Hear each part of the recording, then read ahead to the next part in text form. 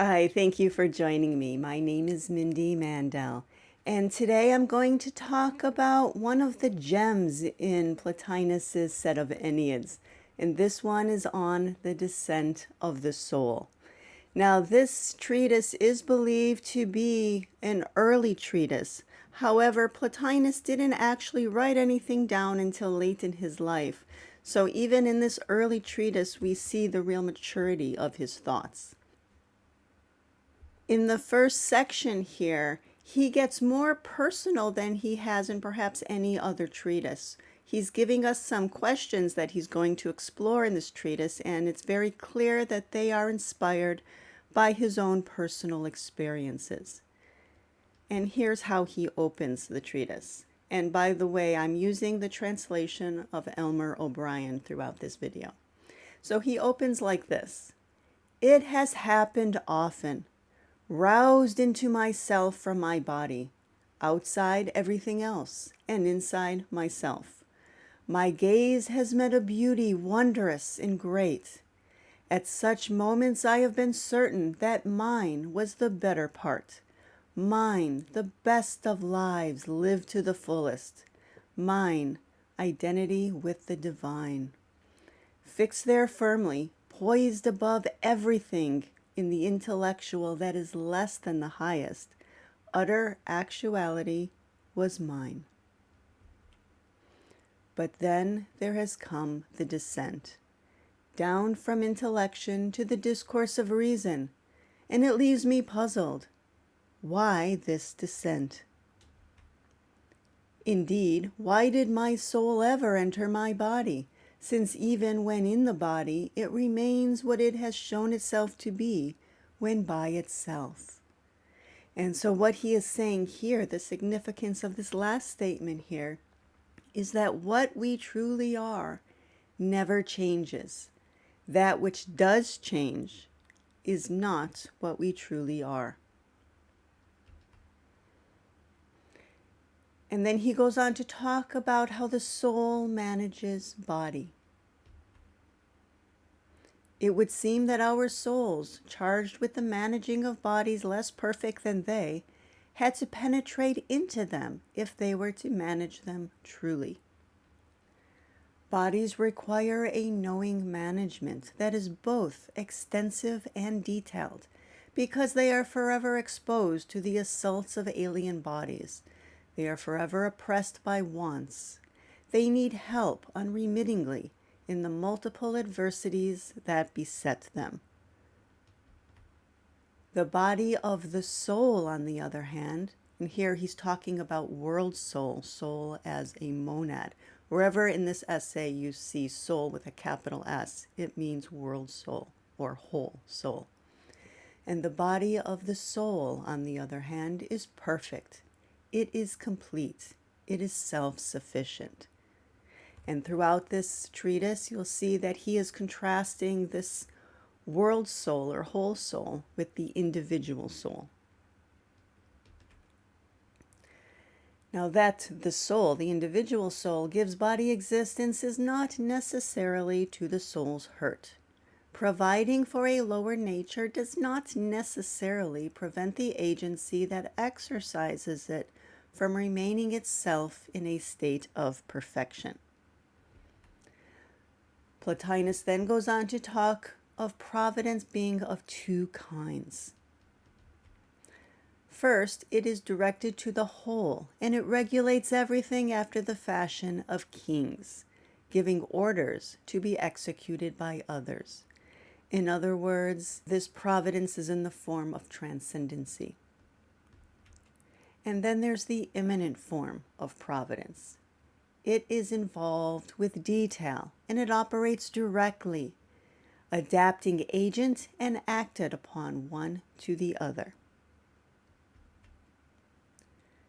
Now the soul, divine, administers the heavens in the first way, transcending them in its highest phases and immanent to them solely in its lowest. In the third section, he focuses specifically on the human soul. And this is where the immanent aspect plays a role. Let us now consider the human soul, which while in the body is subject to ills and suffering, a prey to griefs, lusts, fears, and evils of every kind, whose body is a chain or a tomb, and the realm of sense a cave or a grotto. Where you see the quotes, he is referring to other philosophers and the terms that they have used. Cave, of course, coming from Plato. That it should be thus does not go counter to the preceding. It is simply that the causes of its descent are different. The intelligence is not merely one. It is one and many. In the same way is there both soul and many souls. From the one soul proceeds a multiplicity of different souls, and from one and the same genus proceed species of various ranks, some of which are more rational and others less rational in form. And I should point out here that the intelligence for Plotinus is what Proclus would perhaps call the intelligible or intelligible intellect. Now, the function of the soul as intellective is intellection. And so now Proclus is looking at the relationship between the intellect and the soul. Some systems arrange the intelligence such that there is only a little bit of overlap. And for them, the soul is intellective, but that is only one of its functions. It is not primarily intellection. Other systems might even separate them entirely, such that a leap is required to experience the intelligence.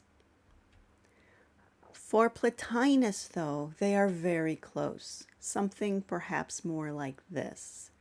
The soul's nature is intellectual, and it is by turning our attention to that nature that we come to experience it and know it. And so this is what Plotinus means when he says that the function of the soul as intellective is intellection. And then he goes on to say, but it is not limited to intellection. If it were, there would be no distinction between it and the intelligence. It has functions besides the intellectual, and these, by which it is not simply intelligence, determine its distinctive existence. And so now we want to see those differences. In directing itself to what is above itself, it thinks. In directing itself to itself, it preserves itself. In directing itself to what is lower than itself, it orders, administers, and governs. And so here he's showing us the three ways in which the soul functions. When it directs its energies upwards towards the intelligence or the intelligible, it thinks. Thinking is a function of the soul. When the soul directs itself to itself, he says it preserves itself. And when it directs its energies to what is lower than itself, it orders, administers, and governs. And as physical beings, that is the function of the soul that we are most familiar with. But then the question becomes, why must there be such a function? The reason for such an existence as the soul is that the totality of things cannot continue limited to the intelligible, so long as a succession of further existence is possible.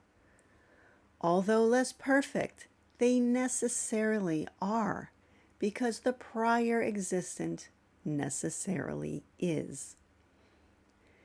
In other words, it is a general principle of Platonic metaphysics that generation is a mark of completeness. Realms unfold, each less powerful and more differentiated than the previous, but each at its own proper power. And this unfolding continues until reaching a realm that has weakened such that it can no longer be able to generate a further realm.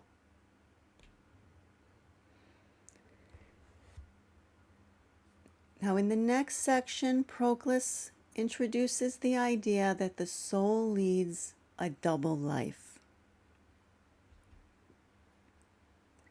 Thus, individual souls are possessed by a desire for the intelligible that would have them return there whence they came.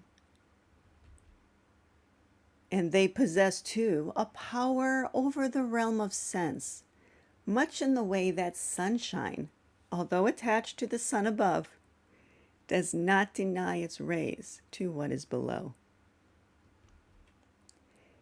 If the souls remain in the intelligible realm with the soul, they are beyond harm and share in the soul's governance. But there comes a point at which they come down from this state, cosmic in its dimensions, to one of individuality. When a soul remains for long in this withdrawal and estrangement from the whole, with never a glance towards the intelligible, it becomes a thing fragmented, isolated, and weak. Activity lacks concentration. Attention is tied to particulars. So for Plotinus, the activity of our physical world is a lesser form of power than the contemplation of the higher realms. Yet its higher part remains. Let the soul, taking its lead from memory, merely think on essential being, and its shackles are loosed and it soars. Now, a great deal of discussion has been made of Plotinus stating that part of the soul remains on high. And Proclus, in contrast, says that the whole soul comes down. If Proclus is referring specifically to the individual soul, then reconciliation between these two presentations is possible. Still, it is worth holding on to the question to get a better sense of where exactly Plotinus draws the line between the part that falls and the part that stays on high. Souls of necessity lead a double life, Plotinus concludes, partly in the intelligible realm and partly in that of sense. The higher life is dominant in those able to commune more continuously with the intelligence. The lower dominant where character or circumstance are the less favorable. But now Plotinus needs to discuss the justice of the descent. Yes, there is the descent, and many people feel there's something unjust about it. And this Plotinus has to address. He says there is no contradiction between the sowing to the birth and the willing descent for the perfection of the whole, between justice and the cave, between necessity and free choice. And then he adds that necessity includes free choice. In other words, we have free will by necessity. Everything that becomes worse does so unwillingly. Yet, when it becomes so through inherent tendency, that submission to the lower can be regarded as a penalty. This is one of the famous Socratic paradoxes, by the way, that nobody does wrong willingly. And what you're seeing here is Plotinus giving something of a nod to karma. Then, too, these experiences and acts are determined by an eternal law of nature, so that it may be said, without being either inconsistent or untruthful, that a soul that descends from the world above to some lower being is sent by the divinity. For final effects, however far removed by intermediate effects, are always to be referred back to the starting point. And so, despite some of Plotinus's language regarding the descent sounding negative, he does see providence in all that souls experience.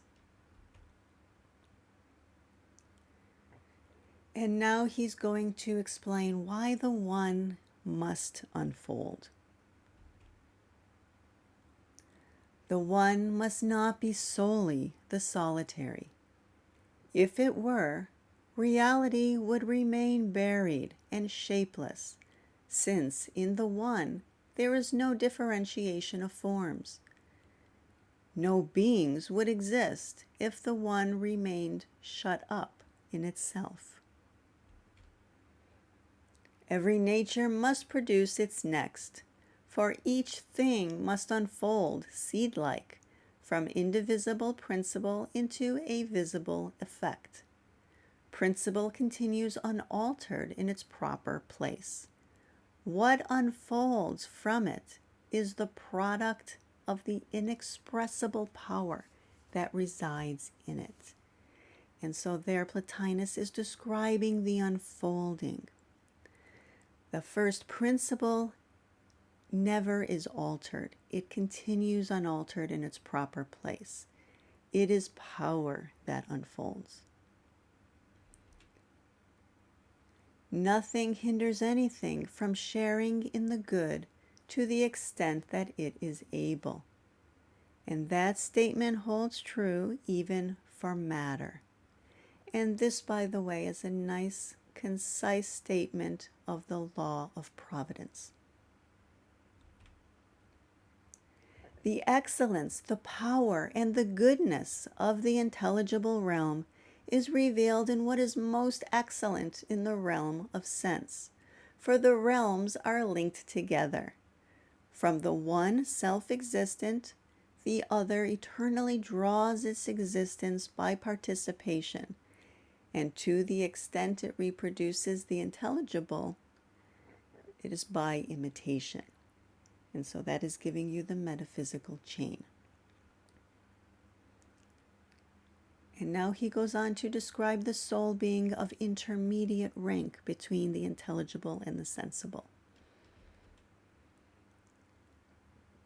By nature divine, the soul is located at the nethermost limit of the intelligible realm, bordering on the realm of sense, and there gives to the realm of sense something of its own. In turn, it is itself affected when, instead of controlling the body without endangering its own security, it lets itself be carried away by an excessive zeal, and it plunges deep into the body and ceases to be wholly united to the world soul. Yet the soul can rise above this condition again, and turning to account the experience of what it has seen and suffered here below, it can better appreciate the life that is above, and it can know more clearly what is the better by contrast with its opposite. Indeed, knowledge of good is sharpened by experience of evil in those incapable of any sure knowledge of evil unless they have experienced it. So an important caveat at the end. The soul's lowest act is the realm of sense. Its highest is the contemplation of the supernal beings. For individual souls, this contemplation is fragmentary and divided by time, so their conversion begins on a lower level. But the soul never becomes involved in the activities of the lower world. Immune to evil, it comprehends intellectually what is below it, while always cleaving to what is above it. Therefore, it is able at one and the same time to be debtor to what is above, and, since as soul it cannot escape touching the sphere, it is also benefactor to what is below. And now the challenge of the individual soul.